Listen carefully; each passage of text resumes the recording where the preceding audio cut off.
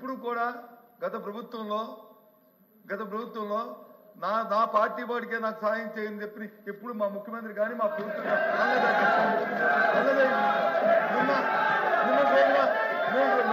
సాక్షాత్తు రాజ్యాంగ పదవి ముఖ్యమంత్రి గారు మాటలు తీసుకుంటే సిగ్గుపడాలి అధ్యక్ష, సిగ్గుపడాలి.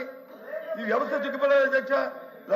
లబ్ధిదారుడికి వచ్చి పార్టీ అంట కడతారు అధ్యక్ష, లబ్ధిదారుడికి పార్టీ అంట కడతారు అధ్యక్ష.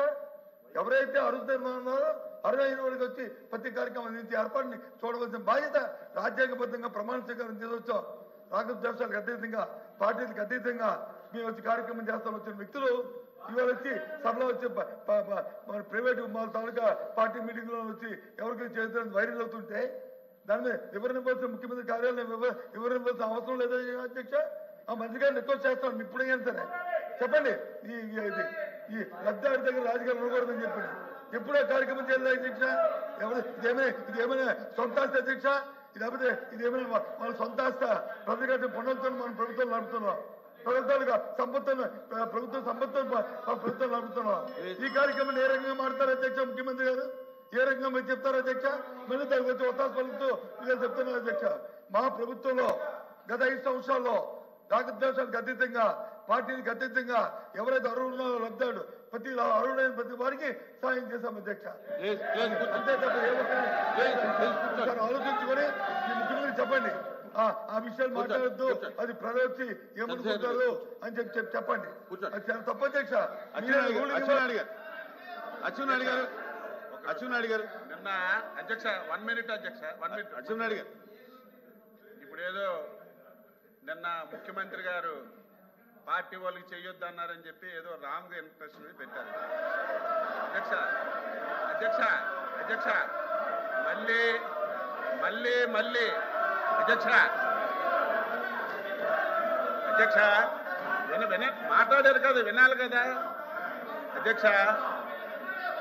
తెలుగుదేశం పార్టీ అధ్యక్ష 42 సంవత్సరాలు పూర్తయింది. ఈ పార్టీ వినండి, మీరు చెప్పింది వినండి, తర్వాత మీరు మాట్లాడండి. ఈ పార్టీ ఎన్నికల వరకే రాజకీయాలు, ఎన్నికల తరువాత పేదవాడి అభివృద్ధి, రాష్ట్ర అభివృద్ధి ధ్యేయంగా పనిచేస్తున్నాం. మీరు కూడా లాస్ట్ 5 ఇయర్స్ అధ్యక్ష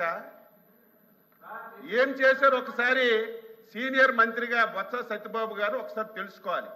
మీరు కట్టినీళ్ళకి రంగులు వేసుకున్నారు, బిల్డింగ్లకు రంగులు వేసుకున్నారు, అన్ని ఎవరు పార్టీ తరఫున పనిచేశారో ఒకసారి గుర్తు చేసుకోవాలి. మళ్ళీ చెప్తున్నాం ఈ ప్రభుత్వానికి శాసన మండలి ద్వారా మీ ద్వారా ప్రజలకు తెలియజేస్తున్నాం, ఈ పార్టీకి ఈ ఎన్డీఏ ప్రభుత్వానికి రంగు లేదు, రుచి లేదు, వాసన లేదు, ధనవంతులు లేడు. ఈ పార్టీకి ఈ ప్రభుత్వానికి క్రైటీరియా అధ్యక్ష, క్రైటీరియా పేదవాడే క్రైటీరియా, పేదరికమే క్రైటీరియా. రాజకీయ పార్టీలతో సంబంధం లేదు, కులాలతో సంబంధం లేదు, మతాలతో సంబంధం లేదు. అర్హత కలిగిన ప్రతి ఒక్కరికి అన్ని పథకాలు ఇస్తాం. మీరు కూడా అర్హత కలిగిన వారికి ఏవైనా పథకాలు అందకపోతే ప్రభుత్వం దృష్టికి తండి చేస్తాం తప్ప ఏదో చంద్రబాబు నాయుడు గారు మాట గత 5 సంవత్సరాలు ఊచ కోత ఈ రాష్ట్రంలో జరిగింది. ఎవరికైనా మాట్లాడే స్వేచ్ఛ ఉందా? నవ్వే స్వేచ్ఛ ఉందా? తిరిగే స్వేచ్ఛ ఉందా? ఈ ప్రభుత్వం చేసిన తప్పులు ప్రశ్నించే స్వేచ్ఛ ఉందా? ఈ రోజు మీకు ప్రజాస్వామ్య పాలన వచ్చింది. మీరు అధికారం వచ్చిన 6 రోజుల నుంచి 7 రోజుల నుంచి ప్రజల్లోకి వెళ్తున్నారంటే దట్ ఈజ్ ప్రజాస్వామ్య ప్రభుత్వం ఇది.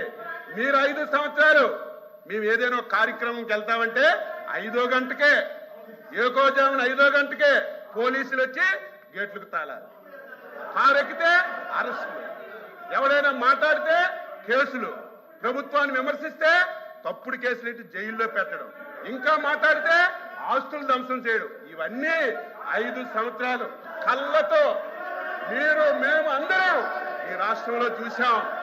మేము ఈరోజు స్వేచ్ఛగా మీరు వెళ్ళండి, ప్రజాస్వామ్యబద్ధంగా మీ పరిపాలన మేము చేస్తున్నామని మీకు స్వేచ్ఛనిచ్చి మాట్లాడిస్తున్నటువంటి ముఖ్యమంత్రి అధ్యక్ష చంద్రబాబు నాయుడు గారు ఈరోజు మళ్ళీ చెప్తున్నాం, ఈ ప్రభుత్వానికి, ఎన్డీఏ ప్రభుత్వానికి పేదరికమే క్రైటీరియా. ఎవడు పేదవాడున్నా, ఏ పార్టీ ఉన్నా తప్పనిసరిగా ప్రభుత్వం నుంచి అన్ని విధాల సహాయం అందిస్తామని మళ్ళీ ఈ సభ ద్వారా రాష్ట్ర ప్రజలకు తెలియజేస్తున్నాను. మాధవ్